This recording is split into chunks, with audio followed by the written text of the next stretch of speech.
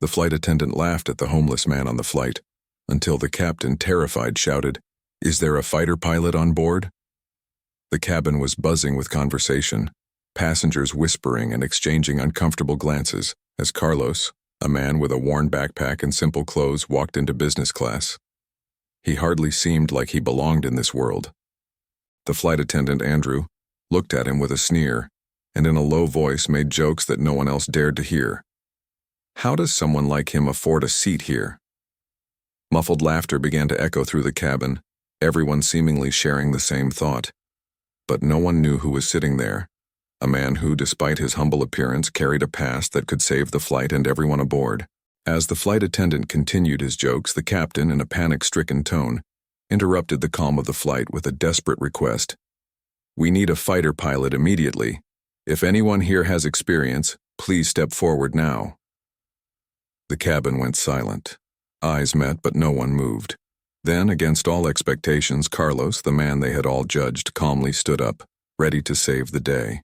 What no one knew was that beneath his simple clothes and tired appearance was the hero the plane so desperately needed. And no one would ever look at him the same way again. Before we dive back into this touching story, help us reach 1,000 subscribers. Like, subscribe, and hit the bell so you never miss a moment. Now let's continue the story. The sound of the plane accelerates on the runway, the gentle turbulence of takeoff blending with the muffled sounds of conversation and laughter from passengers seated in business class. The air is filled with the scent of expensive perfume, polished leather, and hot coffee. The plane is already in the air, slowly climbing to 10,000 meters. But suddenly, there's a break in the atmosphere of sophistication. Carlos walks into the cabin, and immediately everything around him seems to stop. The man is dressed in simple clothes, a worn jacket that has seen better days, an old backpack, the lines of his face marked by a hard life. He hesitates as he moves down the narrow aisles of the plane, most passengers not even shifting, but their eyes don't forgive him. Every step Carlos takes is a reminder that he doesn't belong there. He finds his seat and settles in, trying to make the best of it. It's not easy. He adjusts his backpack on the floor, sits with a tired sigh, his shoulders heavy with the weight of what he carries, not just in his backpack, but in the invisible scars of a life shaped by the streets, hunger, and abandonment. He's here, in a place he never imagined he'd be. But how did he get here? How did a homeless man get a ticket to business class?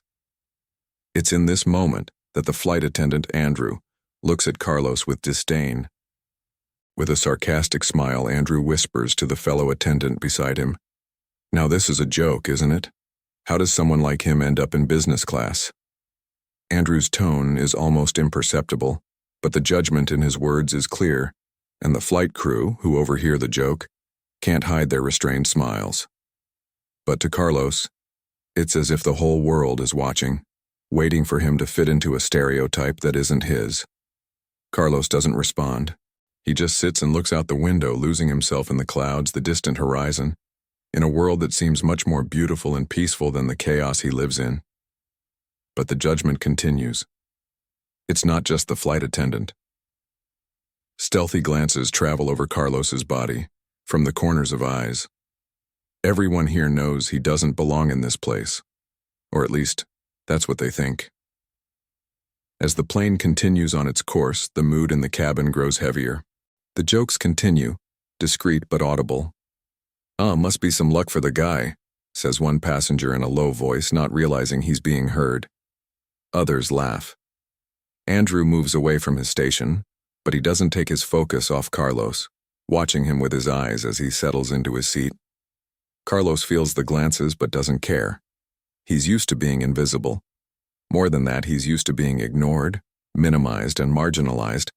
He knows what it's like to be a stranger in his own world, and business class, with all its pomp and arrogance, is an exact reflection of what he's been facing for years. He closes his eyes and, for a moment, tries to forget all of it. He tries to ignore the shame that consumes him, that feeling of being an intruder in this space of luxury. But while he's there, trying to find some peace, Andrew's hostility intensifies. Instead of continuing with his routine, The flight attendant decides to follow up with another joke. He walks over to Carlos, interrupting his moment of silence. "Do you really think this is your place?" Andrew says, his voice clearly not trying to mask the mockery.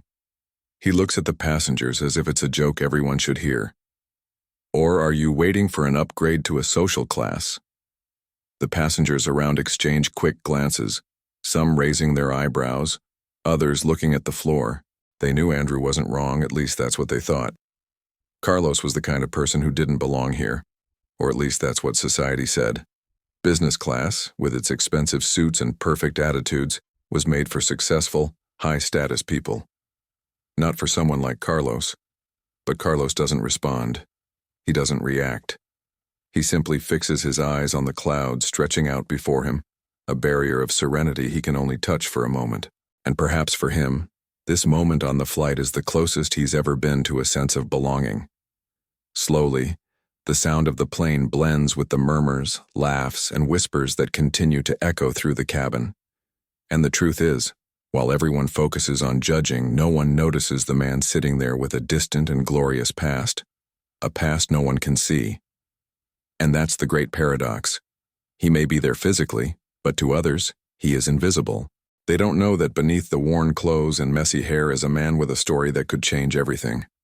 Carlos sat down, still immersed in the silence of his own world. The cabin continued to murmur around him, as if he were part of a scene where no one cared enough to look beyond the surface. But he no longer expected anything from others. His life had been a constant struggle, a battle against invisibility. He wasn't there seeking acceptance, but somehow the mere fact of being in business class was already a reflection of his persistence. He looked out the window again, but now with a distant gaze. The world outside seemed peaceful, but he knew peace was something he hadn't often experienced. He had been a fighter pilot, someone who had seen the world in a way few could imagine, flying above the clouds, feeling the power of a fighter jet in his hands.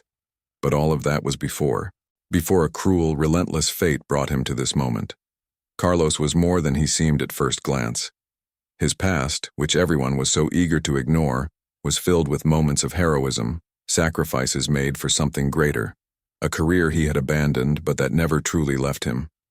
His skill in flight was not just a profession. It was a part of who he was, a part that defined him. But time had cast him out of that world.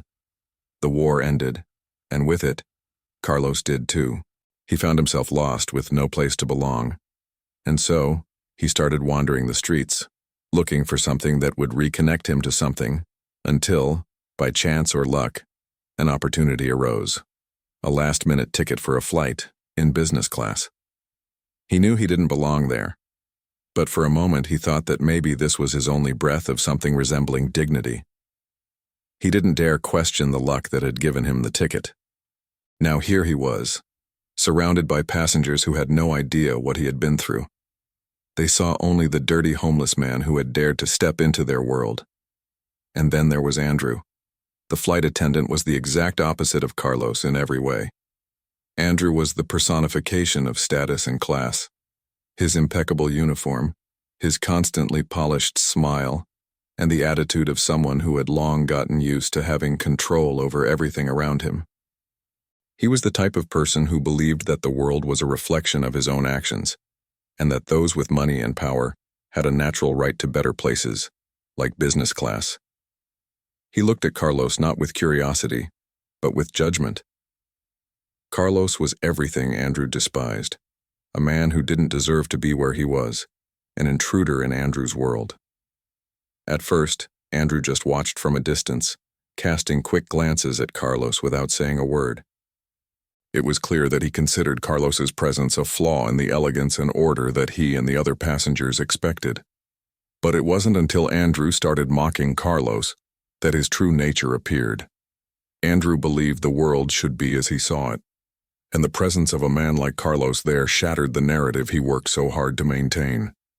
He saw Carlos as a threat, not as someone with a story.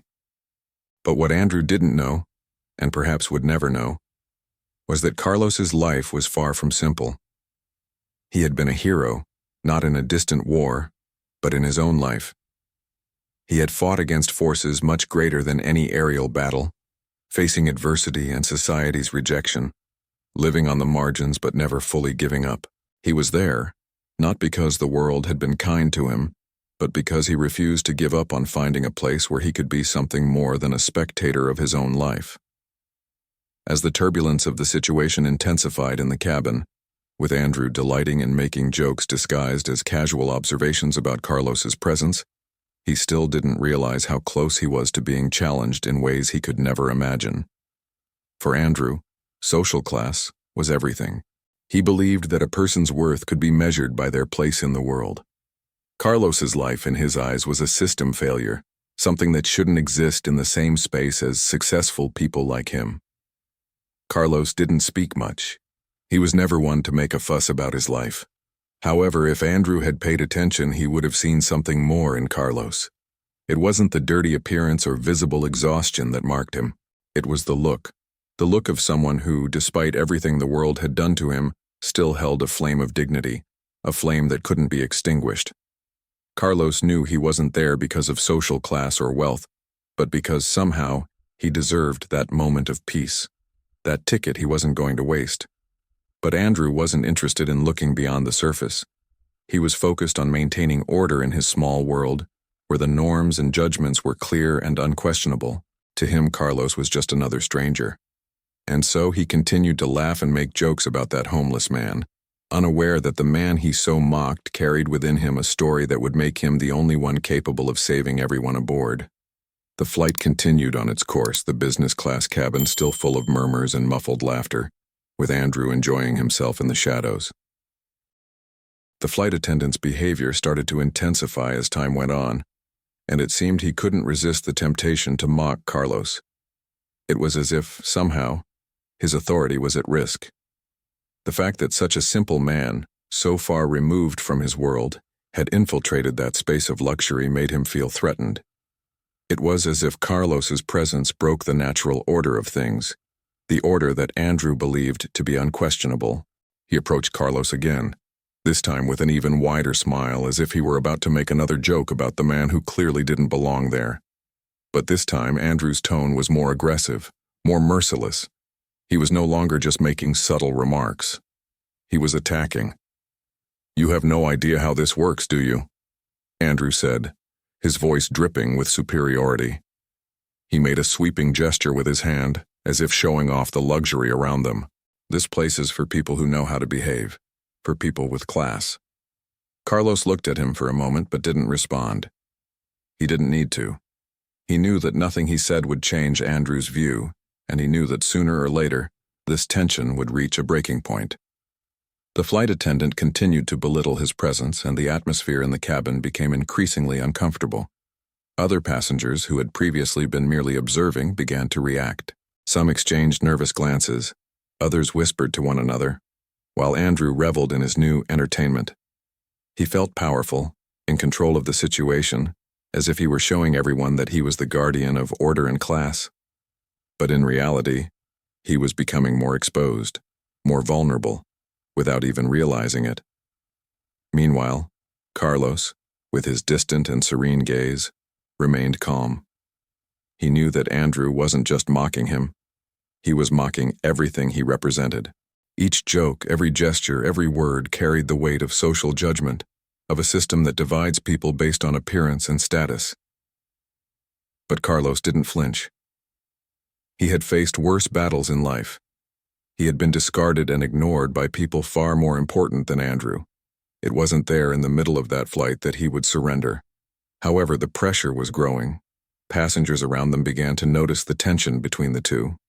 Some, probably uncomfortable with Andrew's treatment, tried to look away, but the discomfort was palpable. It was hard to ignore the obvious. Carlos was being openly disrespected, and no one cared enough to intervene. Some furtive looks of disapproval began to appear, but most preferred to remain silent. The discomfort was a shadow spreading through the cabin, making the air even heavier. Andrew, however, didn't know when to stop. He seemed to believe that his position of power allowed him to humiliate someone who couldn't react. He didn't understand that he was losing control of the situation. Each comment, each gesture of disdain, was only creating a bigger gap between him and Carlos. The flight attendant was so immersed in his sense of superiority that he couldn't realize how disrespectful he was to everyone around him. He was forgetting that at the core, true power didn't come from his position, but from the way he treated others. At a certain point during the flight, Andrew approached Carlos again. He stopped beside him with an arrogant look and made a sweeping gesture toward Carlos's seat. "I know you won't stay quiet here the whole time. This isn't the place for you," he said, with a smile that bordered on cruelty. He was insinuating that Carlos, as a street man, had no right to occupy the same space as those passengers. Carlos felt the words like a blow, but he didn't react. He knew that, in a situation like this, any response from him would only fuel the cycle of hostility. He stayed silent, trying to ignore Andrew, but the flight attendant wouldn't give up. He began to push even harder, trying to provoke a reaction. He wanted to see Carlos shut up, submit, accept his inferiority. It was as if Carlos's very existence was challenging everything Andrew believed to be right. The atmosphere in the cabin was becoming more and more tense, and the passengers began to realize something was wrong. Some started to look at the flight attendants with discomfort. Others even exchanged glances with Carlos, realizing that the man in question was much more than he appeared. But no one said anything. The fear of causing problems and stepping out of their comfort zone kept them silent, and then when it seemed the conflict couldn't get worse, something unexpected happened. The captain, with a deep and urgent voice, interrupted the silence that had settled in the cabin. "Ladies and gentlemen, this is an emergency announcement. We need a fighter pilot immediately. If anyone here has experience, please step forward now." The impact of the sentence was immediate. The passengers, who had been immersed in their own concerns, were now alert. Curious glances met, and the tension in the cabin increased instantly. Fear and uncertainty began to dominate the atmosphere, as everyone tried to understand what was happening. And in the middle of all the confusion, what no one knew, what no one could imagine, was that Carlos, the man who had been mocked and disrespected, was the only person capable of saving everyone on board. The captain's announcement, with his deep and urgent voice, cut through the cabin like a knife. Confusion took over the atmosphere. The passengers, who had been nervous about the tension between Carlos and Andrew, were now fully immersed in a new reality. There was no longer any room for jokes or mockery. The sound of the intercom echoed through the cabin with the clarity of an alarm. The calm of the flight had been replaced by a collective fear, a sense that danger was closer than anyone could have imagined. "Ladies and gentlemen, we are facing an emergency. We need a fighter pilot immediately. If anyone here has experience, please step forward now." The word emergency was enough to make hearts race faster. The weight of the announcement fell on everyone, and the cabin filled with nervous murmurs. What did this mean? What kind of failure was the plane facing? There was something serious happening, something that couldn't be ignored. People started looking at one another, some with pale faces, others with wide, glassy eyes, as if trying to figure out whether the announcement was real or just a communication error. Andrew, who had felt in complete control of the situation up until then, now seemed bewildered. His face, which had once shown confidence, now reflected visible surprise and tension. The tone of his voice, once arrogant, was now replaced with uncertainty. He looked around, but no one seemed to move. No one seemed willing to rise and respond to the call. Meanwhile, Carlos, seated in his place, remained calm. He didn't move immediately. He didn't say anything. What could he do? His past as a fighter pilot, though hidden by his appearance and current situation, made him the most qualified person on that flight. But as he looked around, Carlos knew no one expected him to get up. No one there knew who he truly was. He was just a homeless man to them, a man who, in their eyes, had no more value than the seat he occupied. The cabin was tense. Some passengers began to look at the aisle as if searching for a response to the crisis that was unfolding. Others were restless, unable to cope with the uncertainty of what was happening. Time seemed to crawl. The captain's request was clear, but no one seemed to know what to do with it. A fighter pilot? Where would they find someone like that in the middle of a commercial flight? Andrew moved away, quickly walking down the narrow aisles, perhaps looking for something he could do. He was visibly uncomfortable, his face now marked by a subtle panic. The business class, that carefully organized space of sophistication and control, was crumbling. And he, the flight attendant, who had always been in control of the situation, now found himself lost in the midst of the chaos. The minutes seemed to drag on, and the plane continued to slice through the skies, but the sense of uncertainty took over the environment. Every movement was observed. Every exchanged glance carried the weight of an unspoken question. Who would be able to save them all? Carlos, who had remained silent until then, took a deep breath.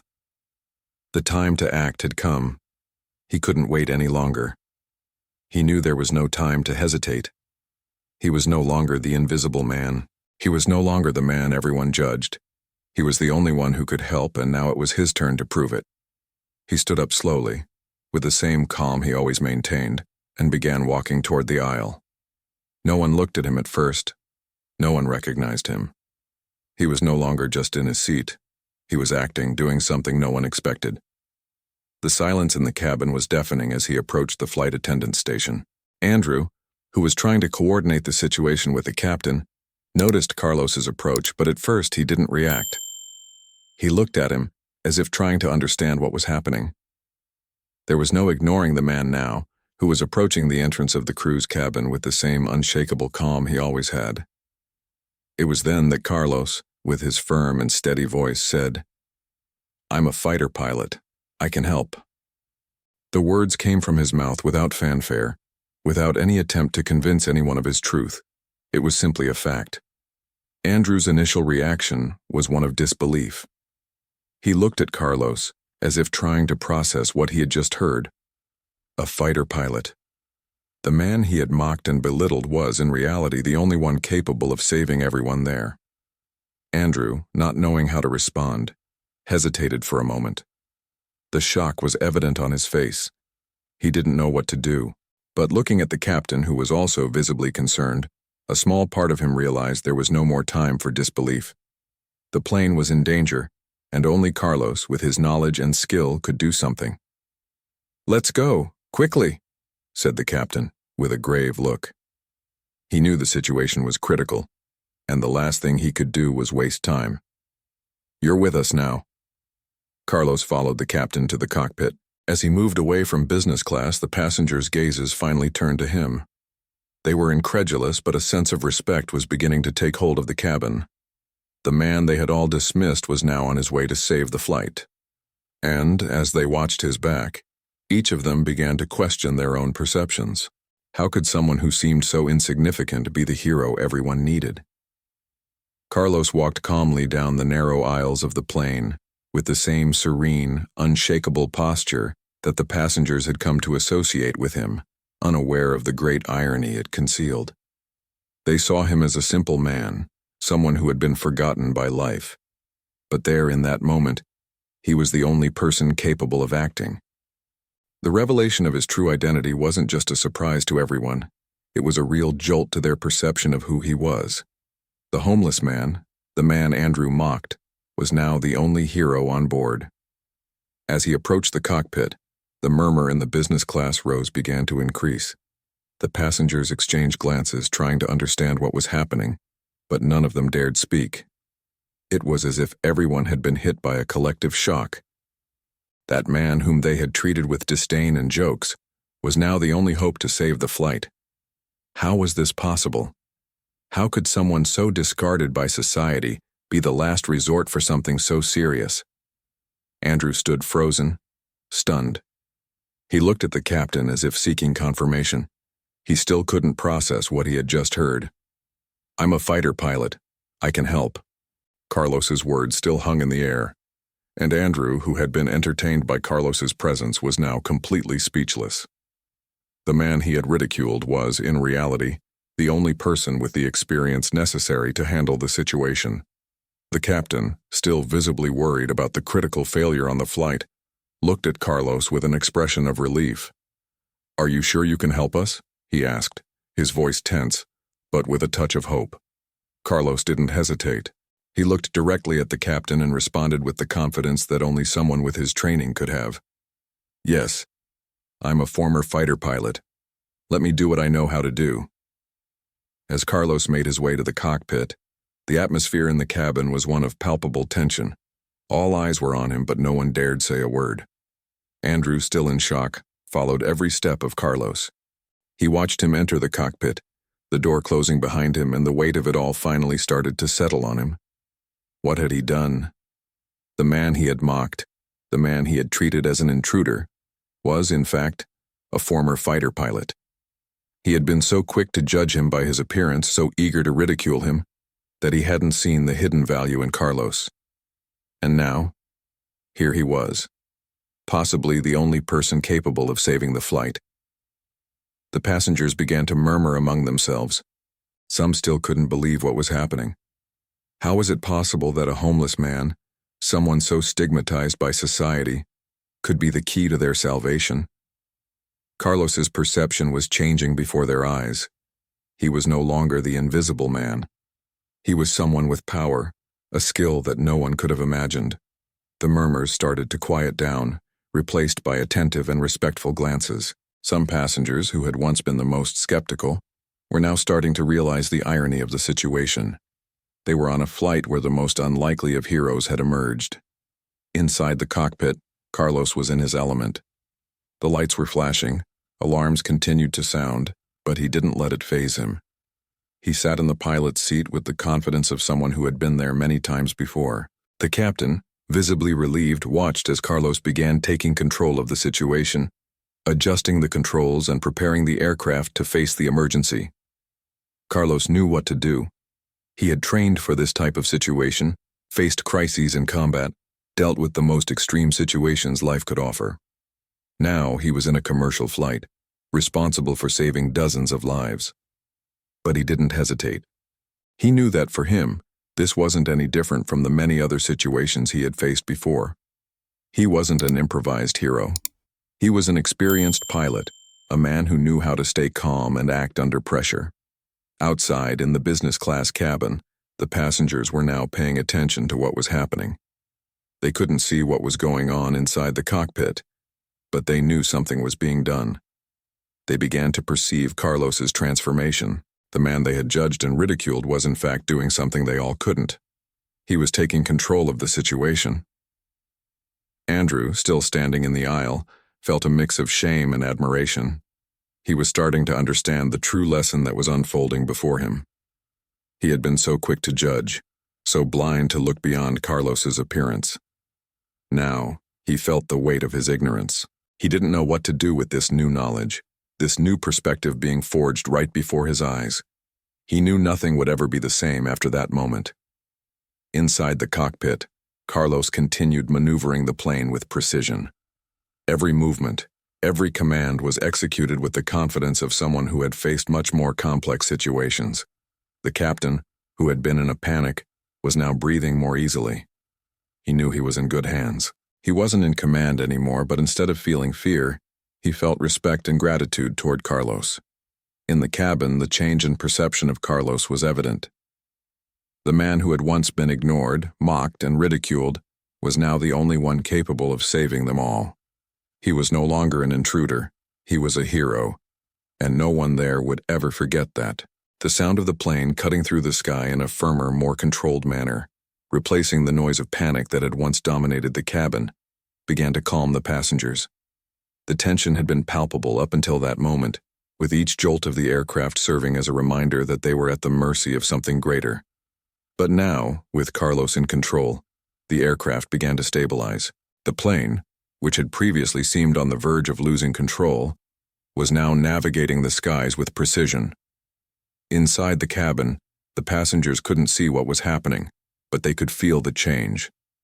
The plane was now responding to the commands of the captain and Carlos, a former fighter pilot who had taken the responsibility of saving the flight. With each passing second, the atmosphere inside the plane was transforming. The fear and panic that had once been at the surface were replaced by a growing sense of respect and gratitude, though there was still much uncertainty. Andrew, standing in the aisle with his arms crossed and an incredulous expression, looked toward the cockpit. He had been one of Carlos's biggest critics, mocking his presence, but now, in silence, he watched as the man he had judged was literally saving the day. He still couldn't believe that the man he had treated as an intruder, someone of no value, was, in fact, the most capable person on board.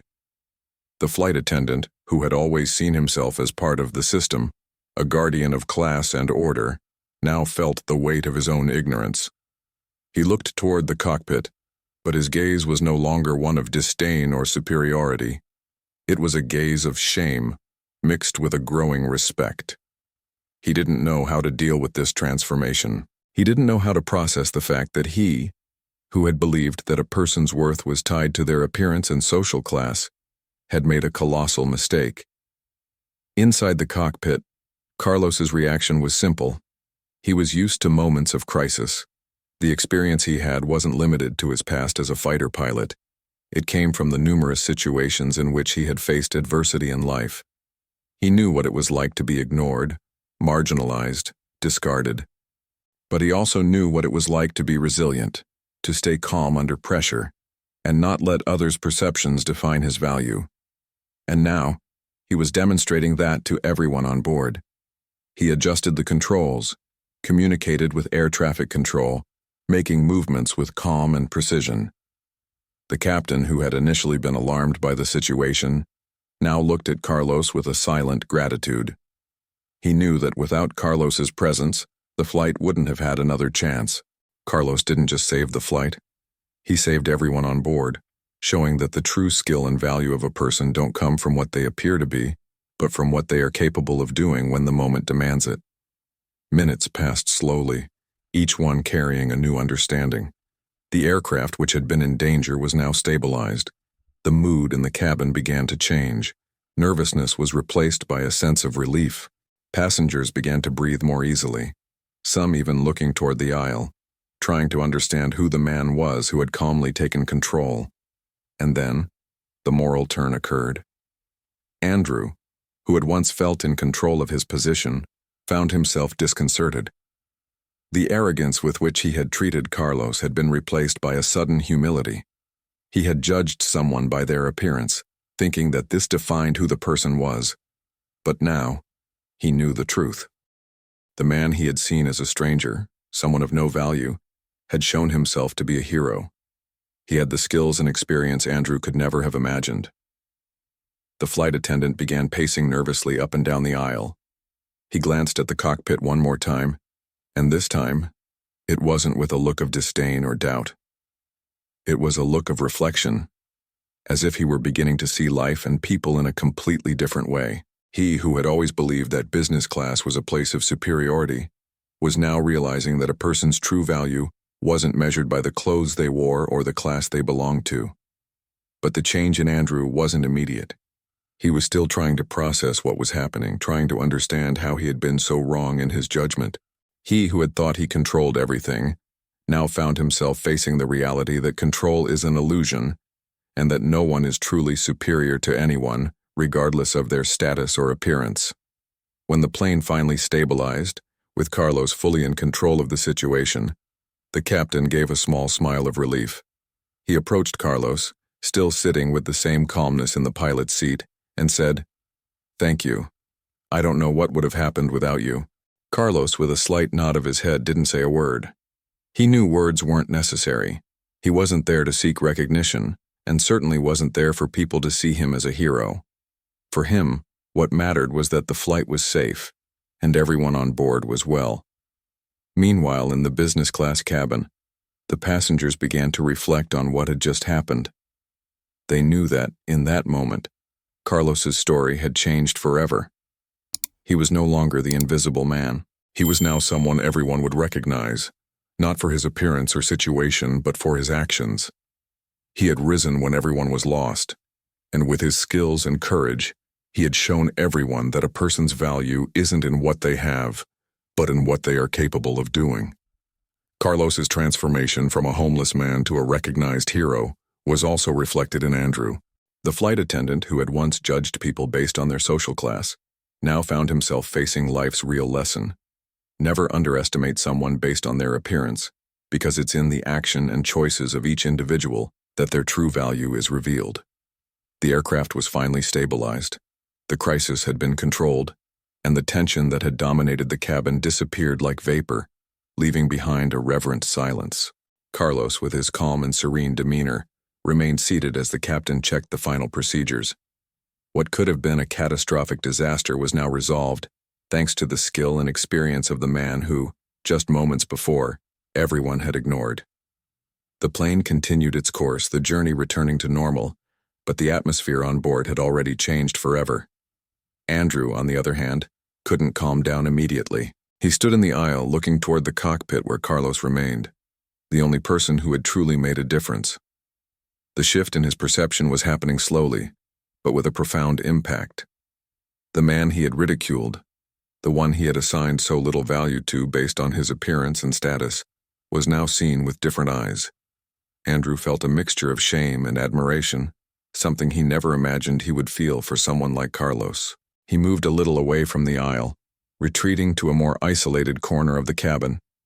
His mind was busy processing everything that had happened. The judgment he had passed on Carlos, purely based on his appearance, now seemed so trivial. He had been arrogant, closed off in his own worldview, and Carlos, the man he had judged as less, had proven to him that a person's value should never be measured by their appearance.